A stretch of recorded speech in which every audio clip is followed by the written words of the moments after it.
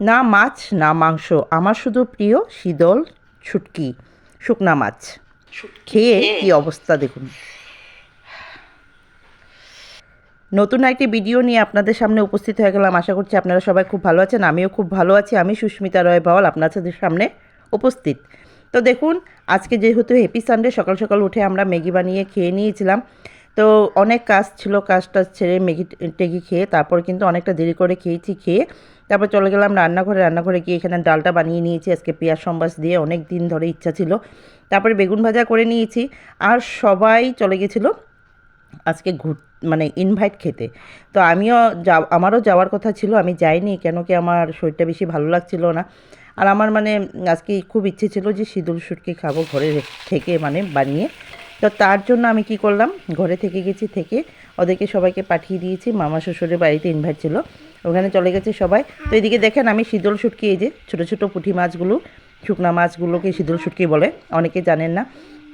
তো এখানে পেঁয়াজ দিয়ে, টমেটো দিয়ে, আর শীতল শুটকিটা দিয়ে, এখানে শুকনামরিচের গুঁড়ো, হলদি আর লবণ দিয়ে আমি কিন্তু বসিয়ে দিয়েছি ভাজা ভাজা হওয়ার জন্য। একসাথেই সবগুলো ভাজা ভাজা হবে, নরম হয়ে যাবে। আর এদিকে দেখেন এই যে লঙ্কা, অনেকেই ভালোবাসেন না লঙ্কা খেতে, ঝাল ঝাল ঝাল ঝাল, আমার তো পছন্দ, খুবই পছন্দ। তো এখানে দেখেন লঙ্কার সঙ্গে একটু রসুন দিয়ে আমি এটাকে পেস্ট করে দিয়েছি, আর কিচ্ছু দেয়নি এটার মধ্যে। আর বলছিলাম যে আজকে দুপুরে এটাই খাবো, আর কিচ্ছু খাবো না। কেন কি বৃষ্টি বৃষ্টি ওয়েদারে না মাছ ভালো লাগে না মাংস ভালো লাগে, শরীরটা ড্যাম ড্যাম লাগে। এটা খেয়ে যদি একদম মাথা টাথা গিয়ে কিছু মানে কাজ করে, মানে কতটা দিন ধরে মনে হচ্ছিলো শরীরটা একদম পুরো নিস্তেজ হয়ে গেছে, আজকে মানে তেজ উঠে গেছে শরীরের, মানে এই শীতলের চাটনি খেয়ে। তারপর দেখুন এটাকে ভালো করে নাড়াচাড়া করে দিলাম। এই দেখেন এখানে পুরো একদম মানে ভাজা ভাজা হচ্ছে। আর এই যে শুকনা মাছগুলো দেখেন এই যে একদম মানে গলে গলে যাচ্ছে। তো আমি ভালো করে নাড়া দিয়ে দিচ্ছি। আবার দেখেন এই যে একদম কড়াইয়ের সঙ্গে লেগে লেগে যাচ্ছে, মানে এত মানে ভাজা ভাজা হতে দিয়েছি। তো ভাজা ভাজা প্রায় হয়েই গেছে, দেখেন একদম অনেকটা একদম মাখা মাখা হয়ে ভাজা ভাজা যখন হয়ে আসছে, তারপর কিন্তু আমি সেখানে এই যে যেটা পেস্ট করে রেখেছিলাম কাঁচামরিচ আর রসুনটা, সেটাকে আমি মিক্স করে সেখানে দিয়ে দিয়েছি। মিক্স করে নিচ্ছি, দেখেন ভালো করে মিক্স করে দেবো, যাতে মানে এটা ভালো করে মিক্স হয়ে একদম পুরো খুব টানতে হবে, টেনে একদম ভাজা ভাজা হতে হবে।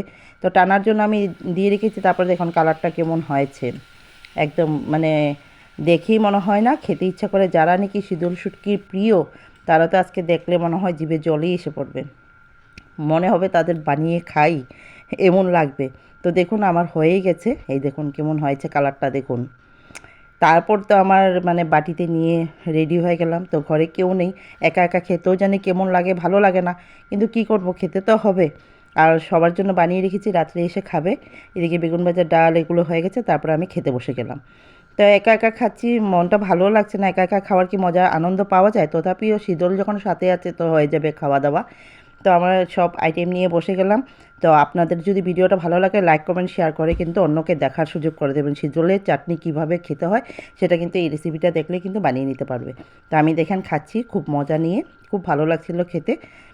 তো খেয়ে টেয়ে তো আমার অবস্থা নাজেহাল হয়ে গেল, কেন কি এতটাই ঝাল ছিল। তো দেখুন কি বলছিলাম আমি, তো এইটা খেলে কিন্তু মানে অনেকের শরীরে যেটা জ্বর ভাব থাকে সেটা চলে যায়। তার কাজেই সবাই একটু বানিয়ে খাবেন আর একটু আনন্দ নেবেন আমার মতন। ধন্যবাদ সবাইকে।